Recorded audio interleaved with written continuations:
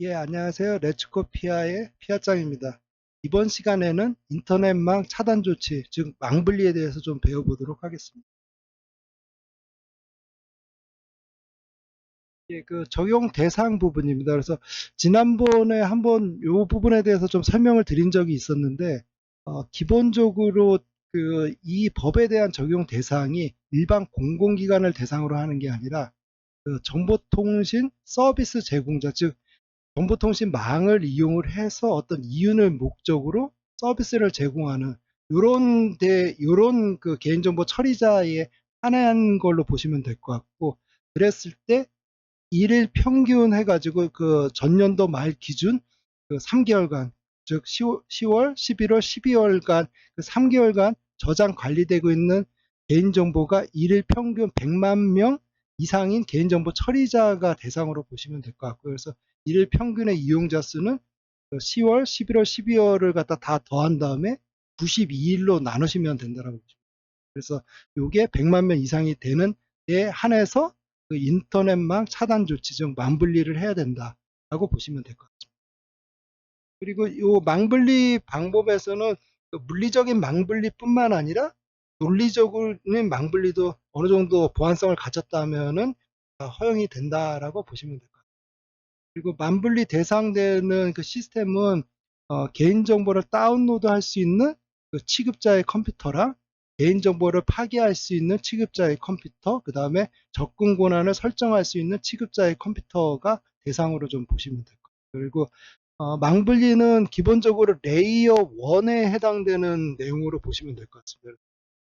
그런 부분도 좀 잘 이해하시면 좋을 것 같아요. 예, 주요 그 망분리 방식에 대한 부분입니다. 그래서 크게 보면은 물리적 망분리랑 논리적 망분리로 보시면 될 것 같고요. 첫 번째로 그 이제 물리적 망분리는 이렇게 보시면 될 것 같습니다. 그러니까 그 컴퓨터가 두 대가 있어서 하나는 업무용이라서 완전히 인터넷이고 뭐가 차단돼 있고, 두 번째는 인터넷용으로서 실제로 그뭐 네이버라든가 뭐 어디나 인터넷을 사용할 수 있는 두 개 PC를 각각 쓰는 경우 또 있을 수 있고요. 그게 2PC 사용이고요. 그다음 1PC 사용 같은 경우에는 하나의 PC를 사용하는데 망 전환 장치가 있어서 스위치를 위로 올리면은 인터넷을 사용하는 거고, 아래로 내려가면 업무를 사용하는 거고, 그래서 그 인터넷을 사용할 때는 업무 쪽으로 접속이 안 되는 거고, 업무를 사용하면은 인터넷으로 접속이 안 되는 이런 경우가 물리적 망분리로 보시면 될 것 같아요. 두 번째로 이제 논리적 망분리 부분은 어, 크게 보면 이제 세 가지 방식이 있는데, 하나는 그 PC 가상화 부분이고, 두 번째는 이제 터미널 서버 기반이고, 세 번째는 그 SBC 가상화 부분으로, 서버 가상화 부분으로 보시면 될 것 같습니다. 일단 그 PC 가상화 부분부터 보면은 우리가 이제 가상화 시스템이라 그래가지고 뭐 오라클, 뭐 버추얼 머신이 됐던 뭐 이런 가상화 부분들입니다. 그래서 그런 부분들을 갖다가 내 PC에다가 설치를 해놓고, 뭐 예를 들어서 내 그냥 리얼 PC 같은 경우에는 그 인터넷을 쓸 수 있는데, 인터넷 쓰고 일반적인 뭐 네이버 들어가고 이럴 수 있는데, 내가 깔려 있는 그 가상화 부분으로 들어가면은 거기는 인터넷이고 뭐가 아무것도 안 되고 업무만이 가능해. 요렇게 이제 구별되어 있는 게 PC 기반의 이제 가상화 방식으로 보시면 될 것 같고요.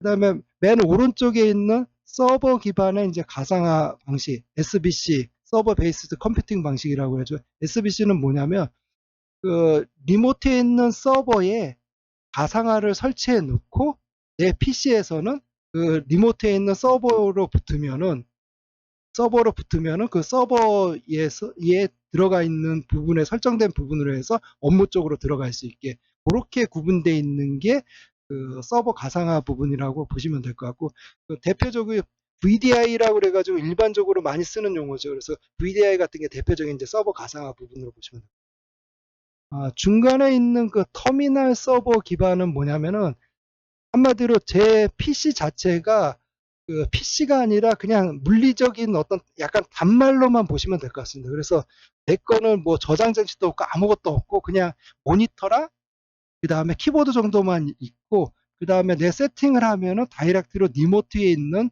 서버로 붙는 그런 구조가 이제 터미널 기반의 그 터미널 서버 기반으로 보시면 될 것 같거든요. 그래서 좀 어떤 공공기관이나 그런 데도 그 터미널 서버 기반으로도 많이 도입됐다라고 보시면 될 것 같고, 그래서 그 구분으로 좀 구분을 하시면 좋을 것 같습니다.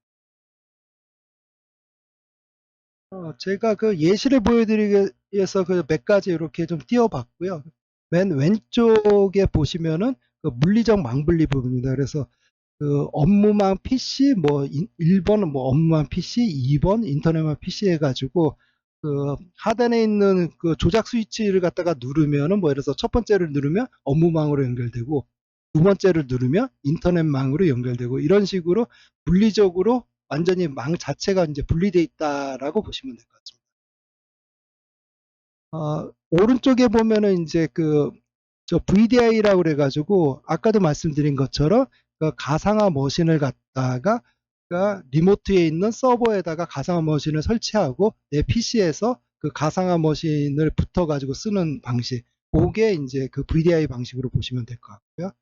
그 다음에 세 번째로 이제 PC 가상화 또는 이제 어플리케이션 가상화라고 해가지고 이, 이 이 VDI나 이거의 차이는 뭐냐면 VDI는 한마디로 독립된 OS랑 거기다가 소프트웨어도 막 자기가 깔고 싶은 거 깔고 더 추가도 하고 막 이런 건데 그게 아니라 어플리케이션 가상화는 내가 뭐 추가적으로 더 까는 게 아니라 관리자가 설정해 놓는 그 특정 어플리케이션만 내가 들어가서 사용할 수 있는 그렇게 좀 한정되어 있는 게 좀 차이라고 보시면 될 것 같습니다. 예, 그래서 그 주요 망분리에 대해서 좀 그림 예시로 나와 있는 부분이요. 그래서 맨 왼쪽에 있는 거는 좀 전에 그 보였던 그 그림으로 이해하시면 될 것 같습니다. 그래서 내 물리적인 컴퓨터가 됐던 아니면 한 대 컴퓨터의 물리적인 인터넷 회선이랑 그 다음에 그 뭐 업무 회선이 이렇게 구분되게 됐던 이런 식으로 물리적으로 이제 망 자체가 완전히 분리되어 있는 그런 경우를 갖다가 이제 물리적 망분리라고 보시면 될 것 같고요. 두 번째 이제 PC 가상화 부분입니다. 그래서 내 PC 안에 내 그 가상화 머신을 갖다 하나 띄워서 예를 들어서 업무망은 가상화를 통해서만 들어가고 그다음에 내 리얼 PC는 인터넷을 사용할 수 있고 이렇게 이제 두 개가 구별되어 있다라고 보시면 될 것 같습니다. 그래서 가상화가 설치되어 있는 내 PC에 가상화가 설치되어 있는 부분을 통해서만 업무망에 접속이 가능하고 그 다음에 내 리얼 PC에서는 업무망을 못 들어가고 그 인터넷만만 가능하고 이렇게 구별되어 있다라고 보시면 될 거고요. 맨 오른쪽에 있는 이제 그 VDI나 서버 베이스드 컴퓨팅 부분은 아까도 말씀드린 것처럼 그 서버에다가 그 VDI 서버죠. 물리적인 서버에다가 가상화를 설치를 한 다음에 내 PC에서는 일반 뭐 내 PC에서는 뭐 인터넷을 사용하는데 VDI에서는 업무만 사용한다든가 아니면 요 그림에 나와 있는 것처럼 VDI를 통해서는 인터넷을 가능한데 내 PC에서는 업무만만 가능하다든가 이렇게 이제 서로 구분이 돼 있다라고 보시면 될 것 같습니다. 예, 다음은 그 망분리 고려 사항으로 보시면 될 것 같습니다. 구분해서 보시면은 PC 보안 관리부터 뭐 패치 관리 그 뒷부분까지 나와 있는데 이제 각각에 보시면은 그냥 상식적으로 봤을 때는 이러면 안 되겠지라고 하는 부분들로 대부분 이해하시면 될 것 같고 굳이 뭐 크게 외울 거는 없다라고 보시면 될 것 같습니다. 그래서 몇 가지만 살펴보면은 그 PC 이제 보안 관리 부분입니다. 그래서 비인가자가 임의 사용을 금지하기 위해서 PC 보안 상태를 유지한다. 그래서 뭐 화면 보기를 키운다든가 로무 폴더를 제한한다든가 뭐 그런 것들도 좀 필요하고요.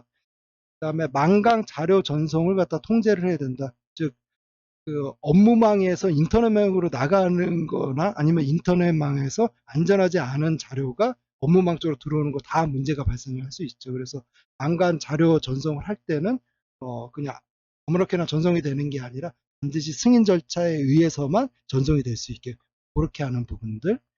그다음에 인터넷 메일 사용이나 이런 것들이 그 업무망 컴퓨터에서는 외부 이메일의 어떤 수신이라든가 아니면 발신 이런 것들을 완전히 차단을 시켜놔야죠.